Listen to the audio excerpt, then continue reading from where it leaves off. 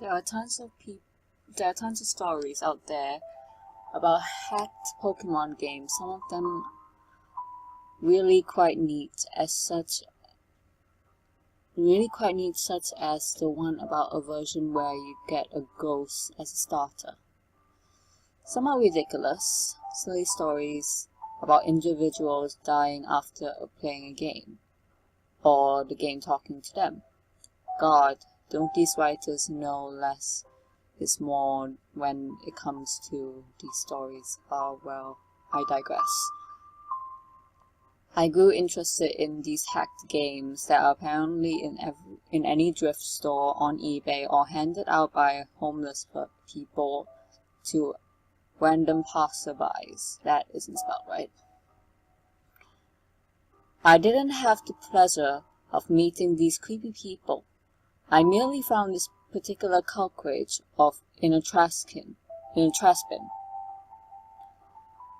When the garbage truck backed into my neighbor's dumpster, I noticed the game and asked the trashman if I could take it. He didn't seem to mind. It was thrown away after all. I, of course, checked with my neighbor to confirm that if they didn't actually want it, though they seemed perplexed, as if they'd never seen it in their life. Their son made a grab for it, a little boy who saw the Charizard on the cover, crying out, "Pokemon, I want mommy!" But his mother told him no, seeing as I found it, he didn't even have a Game Boy anyway. He just liked Pokemon. Thinking nothing more, I simply went home, looking at the culprit's sticker on the way. Just a plain old red version. The sticker torn slightly across the Charizard's neck. Charizard has been beheaded. But that was expected with such an old game. I had a blue version as a kid, so I was a bit eager to see the alphabet minimal differences red version had. I was rather disappointed by what I saw when the title screen showed up. Pokemon Strangled red version. Makes sense. Well, damn it, it was a hack. Hacks were neat and all, but they had zero monetary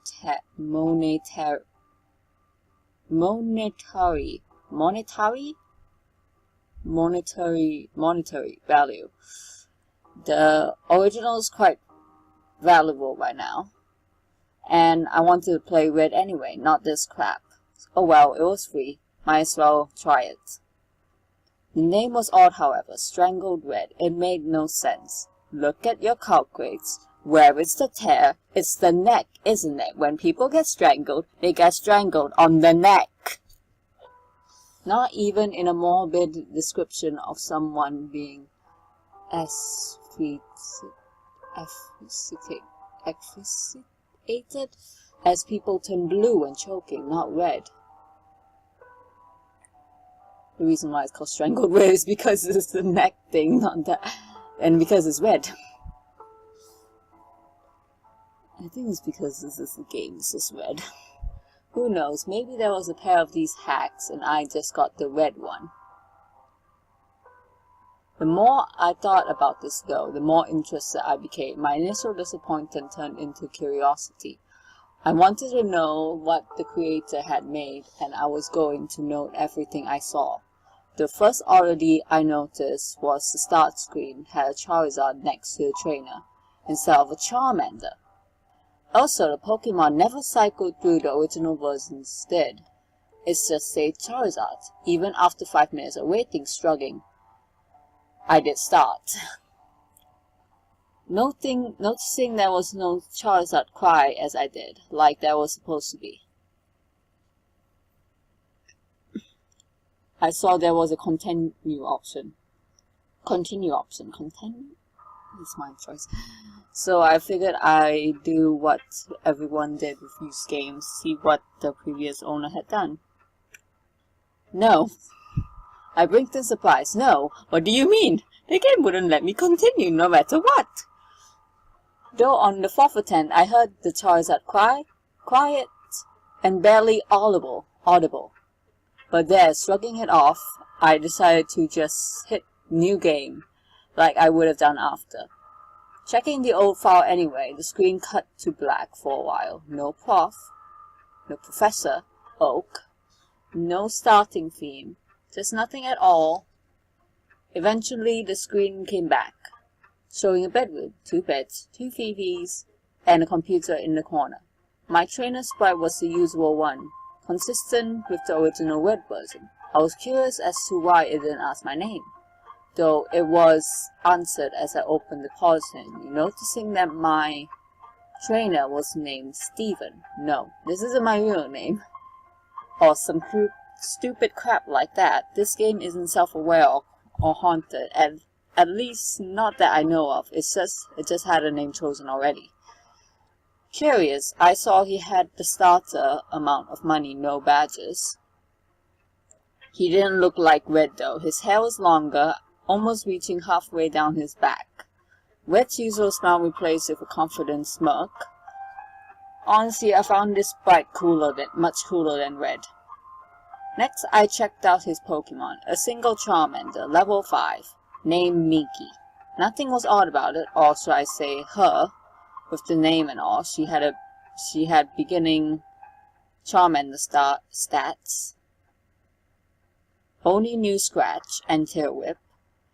Basic stuff. The game seemed relatively normal. Returning to the game, I walked about the room, noticing Steven's long hair was present on the back of my trainer sprite when my back was turned to the camera. I didn't recognize the house, but I descended to see the stairs to see more. Downstairs was another trainer, who spoke to me the instant I came down. Mike. Ready yet? Yeah. I assumed Mike was my rival. Predecided for me. A replacement of Blue, most likely. Though I thought back to the bedroom of having 2 beds, realizing they weren't just rivals, they were brothers. They talked back and forth. Basic Pokemon dialogue, become a Pokemon, sarcasm or stuff like that, before having a little argument over which is better, Charmander or Squirtle. Which of course led to the introduction battle like the one versus Blue in the lab. Simple enough, scratch tackle till I won purely for having the first turn. I took note of how much Steven's sprite looked in combat than Red's. A different pose, his hair looking like it was blowing in the wind, a brief minor update, but still much nicer. I left the house after more banter with my brother.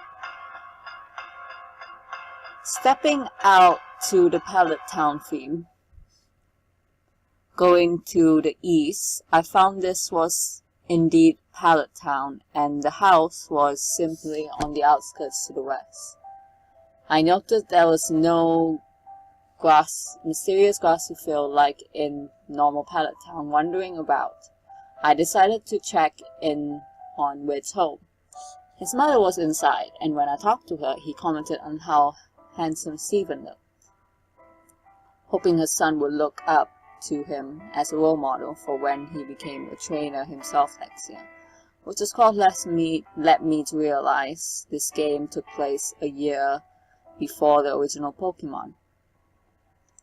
Red was even upstairs, playing the SNES in his room. SNES in his room, commenting, "I'm gonna be the best too when it's my turn." I was starting to like this hack. It was interesting, a completely new adventure, a different character. Hell, Steven even seemed to have a history with people in his town, a reputation, a personality beyond a silent protagonist. People in town talked to him as a person making conversation, not just spouting tutorial crap. Even Blue's sister had a new dialogue. They seemed to be in a relationship too, as the dialogue ended with a kiss and a heart over her head. Professor Oak simply wished me well, giving me a Pokédex to aid my adventure. He wasn't giving it to me to be the reason behind the adventure like every other Pokemon game out there. He gave it to me out of kindness. Something to help me on the way, a gift. I was liking this more and more with each second. The game seemed to have a gift. I was liking this.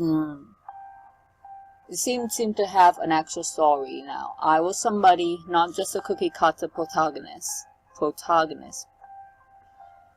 Anyone could be, not just some blank seat that could be replaced without notice. The story was different, though the actual gameplay remained unchanged. I went north like I was supposed to, went from town to town, collect badges, received the praise of the leaders. Steven's fame even seemed to spread. Some of the NPCs would talk like they knew him.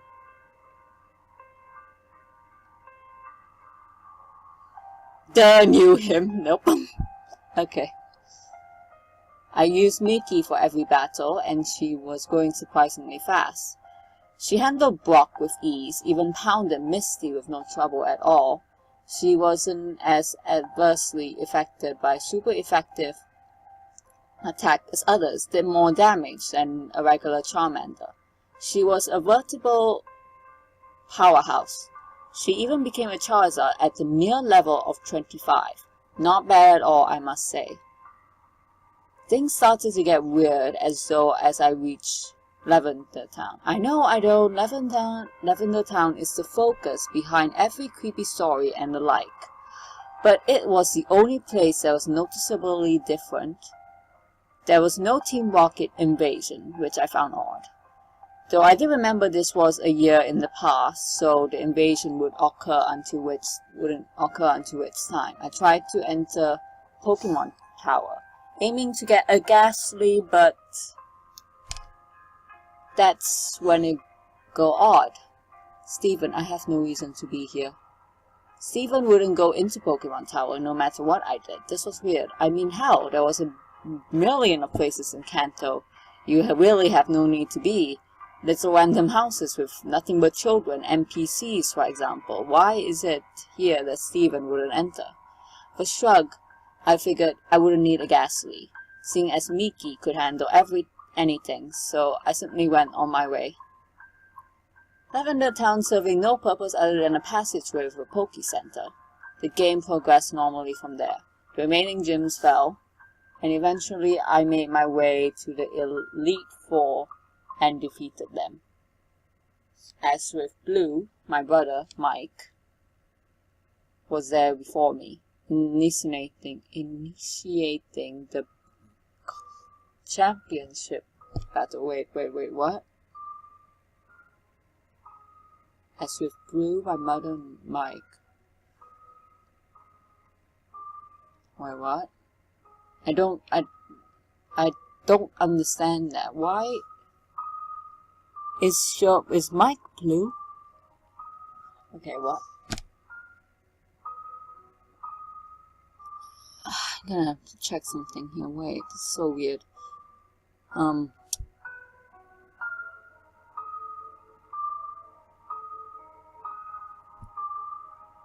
Okay.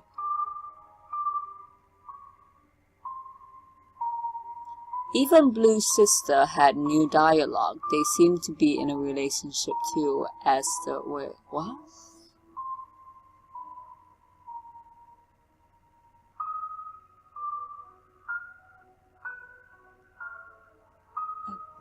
What? Who's Blue?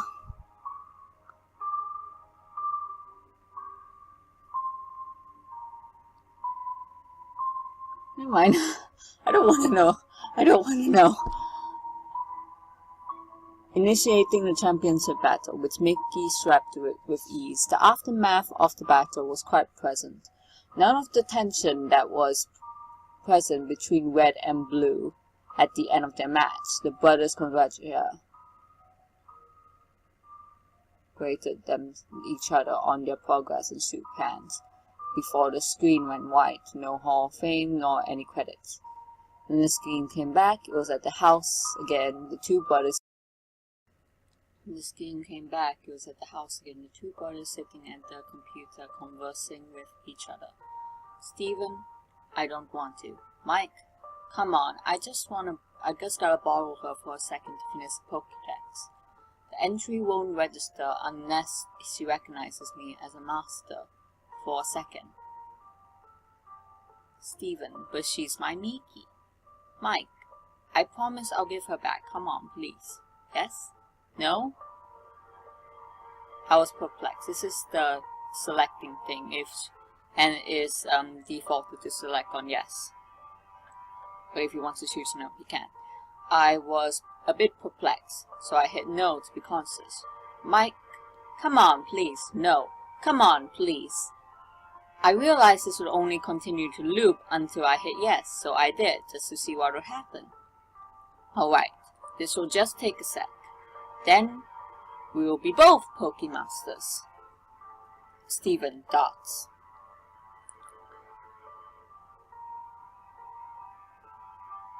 The screen changed to the animation shown when two people trade Pokemon, which I found a bit weird, seeing as I was solo.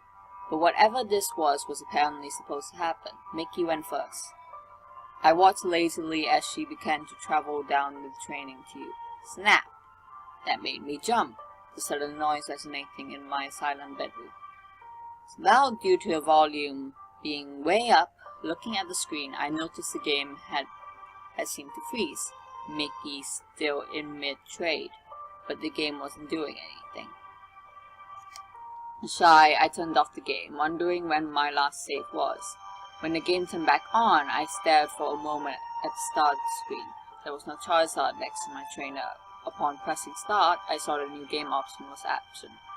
Leaving only continued. This was strange, to say the least, so I selected the game starting without even showing my stats as usual. My jaw dropped at what I was greeted with.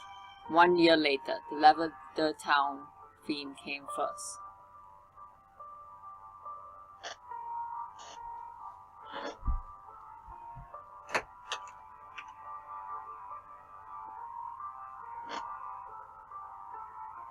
Sorry, I had to close the door. Playing its normal way, the screen slowly fading in from blackness. Steven was in the Pokemon Tower, which made the music even stranger, seeing as the tower had its own theme. He was standing in front of a tombstone, not doing anything, wondering what was going on. Express A, Steven, ... Confused, I tried walking, realizing I was indeed control at a moment. I brought up the pause menu and checked my party. Mickey was gone. Not just Mickey, all Pokemon. He had nothing. The Pokédex was absent from the menu. His bag was empty. Honestly concerned now, I checked his trainer card. He had no money, he had no badges, his playtime was 8,795 hours, which is possible as I had only 30 when I logged in before. But that wasn't the strangest part. His picture. The picture was the handsome, confident young trainer. Was different. His eyes were blank. His face was slightly down. That smirk was gone, replaced by a lack of expression at all. The long hair of his, before in a perfect perm, was now messy and unkempt. I couldn't look at him anymore. Close the menu, I went to move out of the tower. But with every sec I took away from Tombstone, the screen flickered like it did when a Pokemon was poisoned. Gulping, I brought the trainer card up again. His picture was getting worse every step I took. He tucked his head more and more. His shoulders stumped. He bent over. By the time I had exited the tower, he was on his knees, hands to his face, his hair draped across him. I had guessed already what was going on. But this clinched it. I had to put some things together in my mind. I had always wondered why there was no champion in the original games besides your rival. Why is it you, the protagonist, had to beat your rival when he waltzed in? No previous champion to challenge. Then it struck.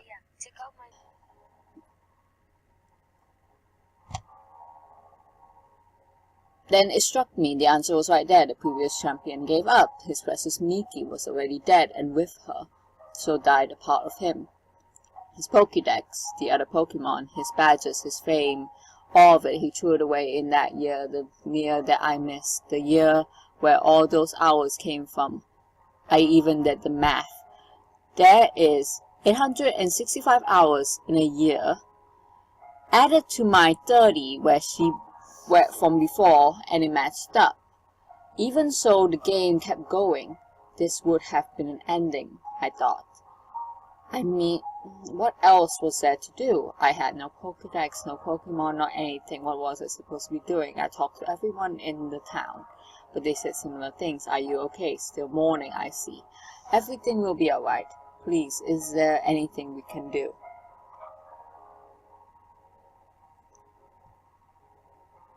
Stephen never replied to them. And they all simply said the same things over and over. I couldn't put the game down. This was all so strange. Curious, I headed off to the tall grass and eventually got into battle with a Rattata. No Pokemon was sent out, just Stephen's sprite. I was wondering how I battled. Rattata left you be. The battle ended without anything happening. This was certainly interesting. It happened with every Pokemon I encountered. While Pidgey ignored you, while Ponyta wandered off. The music never changed either, no matter where I went. Lavender Town came from the speakers, following me. Sometimes slowed down slightly, sometimes not. I searched everywhere, every town, talked to everybody, wondering what the hell I needed to do. My frustration was mixing with the depressing atmosphere of all this. Making the experience altogether unnerving and uncomfortable. I could tear myself away. I was starting to get a bit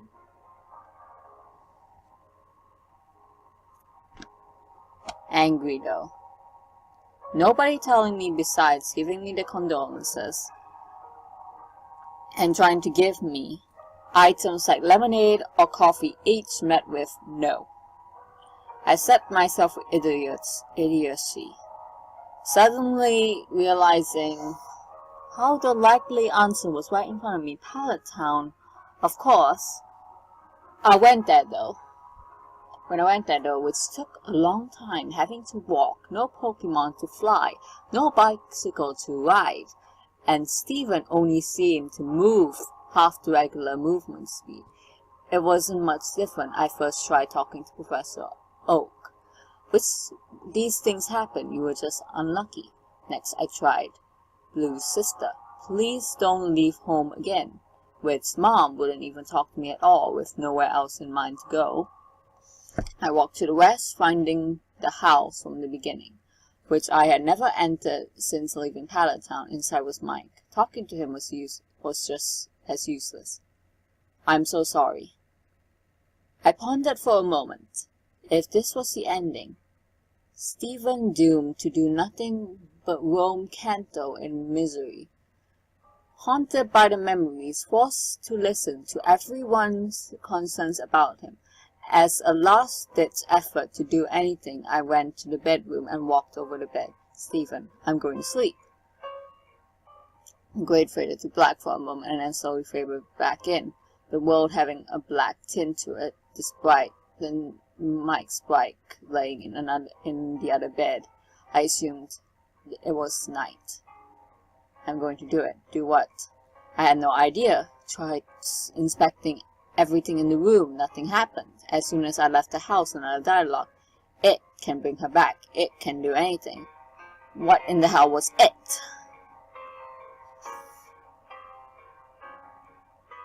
Pennywise. Pennywise is it. Something that could do anything. I couldn't for the life of me figure it out, wondering about. I tried to leave Pallet Town the usual way, not that way. He couldn't go any further. I tried the homes, screw them. I crooked my eyebrow at that, forgetting for a moment this was not a real Pokemon game. The vulgarity just took me off guard. I continually looked around, but there was nowhere I could go until I accidentally stepped on the ocean, and Stephen walked right in it. Only the upper half of his sprite was visible, like the swimmers you encounter in the Cerulean gym. I didn't know he could swim.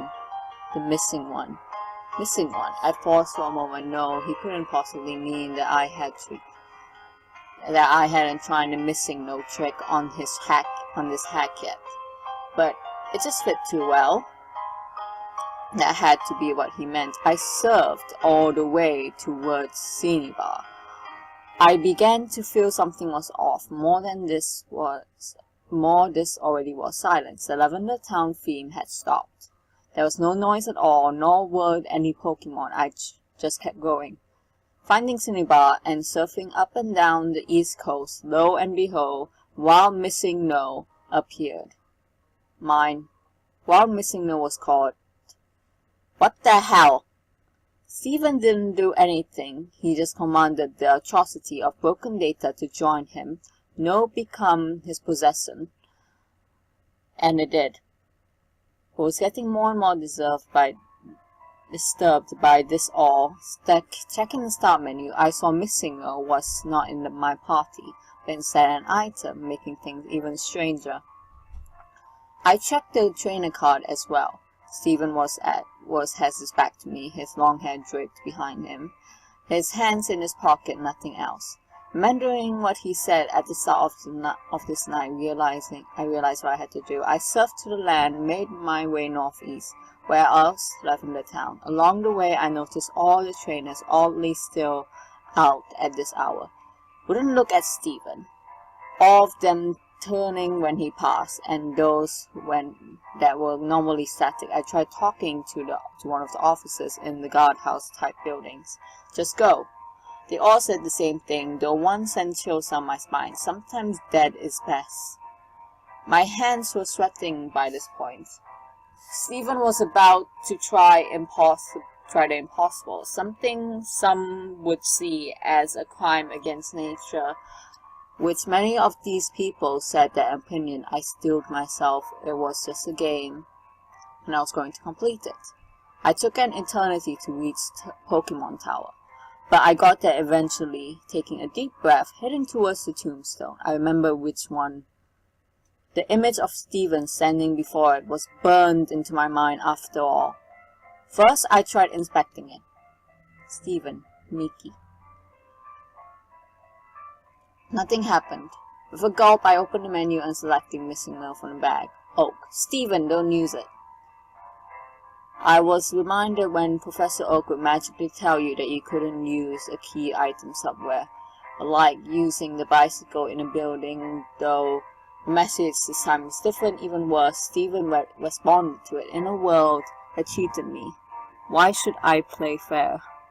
Stephen used it. Stephen obtained M at hashtag money sign exclamation mark. What in God's name did I obtain? I couldn't tell you, because the game took away my control. Without my input, Stephen began to leave the tower on his own, walking single step by single step. Lavender Town theme started again when he left the tower and began his excruciating slow journey against my will. Every time he crossed one of the borders where the music would change, it got progressively slower and more disturbing. By the time he reached Cerulean City, it wasn't this demonic rumbling. I just stared, watching him, trying to guess where he was going, but it was getting more and more obvious he was heading to Pallet Town.